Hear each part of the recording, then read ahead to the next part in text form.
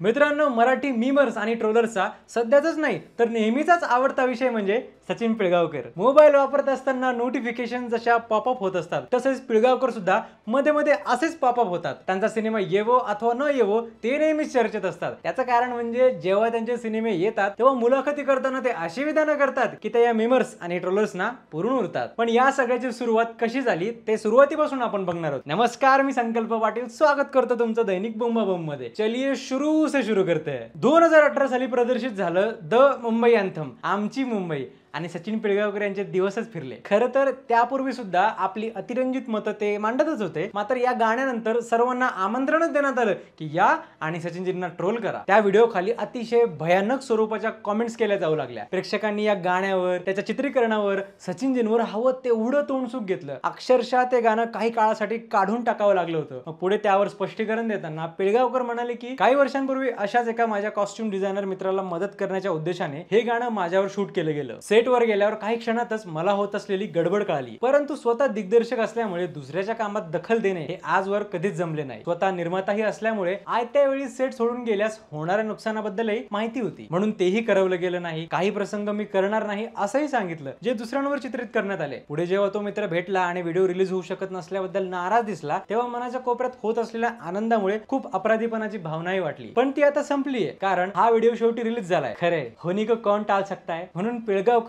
Troll होतच राहिले आणि आजही होतात. सचिन पिळगावकर खूप ज्येष्ठ आणि श्रेष्ठ कलाकार आहेत, यात दुमत नाही. पण ती थोरवी इतरांना गाऊ द्या ना. तुम्हीच तुमचा मोठेपणा का गातात? आणि एकदा नाही तर प्रत्येक वेळेसच त्यांच्या अतिरंजित मुलाखती आणि त्यात त्यांनी म्हटलेला मीचा पाडा सदान कदा स्वतःच कौतुक, अशाने आपण क्रेडिबिलिटी गमावतो. पण सचिनजींना हे काही आवडता येत नाही. मग लोक त्यांना लाल गंधर्व म्हणून हिणवतात. ते पूर्णपणे चुकीचं आहे की बरोबर आहे?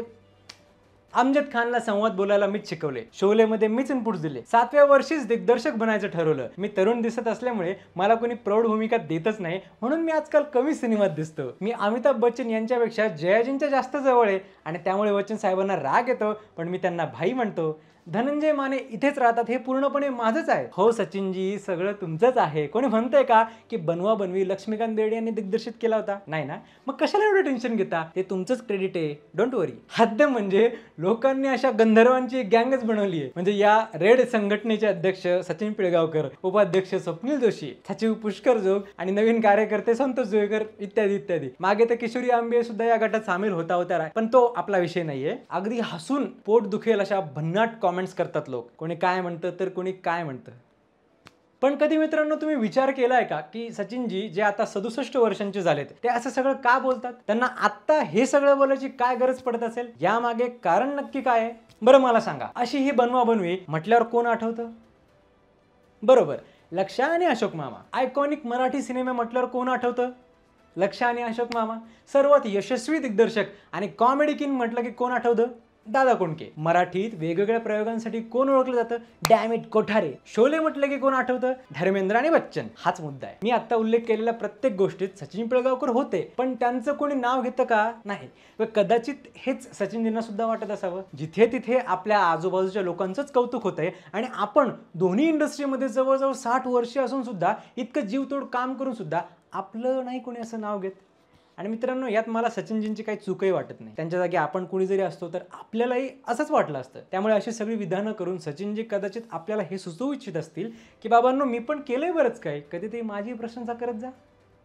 फिल्म इंडस्ट्रीच्या बाबतीत एक म्हण आहे की यहाँ हमेशा चढ़ते सूरज को सलाम किया जाता है. खरं तर हे फक्त फिल्म इंडस्ट्रीच्या बाबतीतच नाही तर एकंदरीतच आयुष्याच्या बाबतीत आहे. तुमचे तारे आसमानात चमकत असतात तेव्हा तुम्हाला सगळेजण विचारतात, पण एकदा का सूर्य अस्ताला गेला की विषय संपला.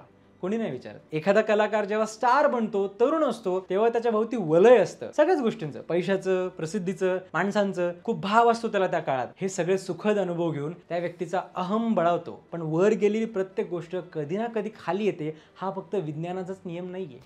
तो स्टार जसा खाली येतो, वयस्कर होत जातो, तसं वलय विरळ होत जातं. त्या स्टारच्या अहमला ही गोष्ट मान्य नसते, पचत नसते, तो गुदमरायला लागतो, त्याची तडफड होते, पण त्याचा काही उपयोग नसतो, कारण वेळ केव्हाच निघून गेलेली असते. सूर्याचा केव्हाच अस्त झालेला असतो. सचिनजींची सुद्धा एक वेळ होती जी आता निघून गेली आहे. त्यांनी कितीही प्रयत्न केले तरी ती काही आता परत येऊ शकत नाही. म्हणून मी आजही तरुण दिसत असल्यामुळे कुणी मला प्रौढ भूमिका कधी दिल्याच नाहीत अशी विधानं त्यांनी करू नये. तुमची एक लिगसी आहे जी आहे, तुम्हाला वाटत नसली तरी आहे, तिला तुम्हीच हार्म करत आहात. नका करू अशी विधानं सुद्धा नका करू, आणि लेले लेले मुंबई का सारखे गाणी सुद्धा नका करू. दुसरं म्हणजे आता झालंय सचिनजींचं वय, आणि वयानुसार होतो माणसावर परिणाम. ज्यांना बोलण्याची आवड असते त्यांच्या बाबतीत एखादं वाक्य जातं शिल्लक तोंडातून निघून. एवढं त्यांना धारेवर धरलं नाही पाहिजे. असं नाही की सचिनजी जे सांगतात ते खोटं सांगतात, नाही, ते सगळं अगदी 100% खरं आहे आणि त्याचे पुरावे सुद्धा आहेत.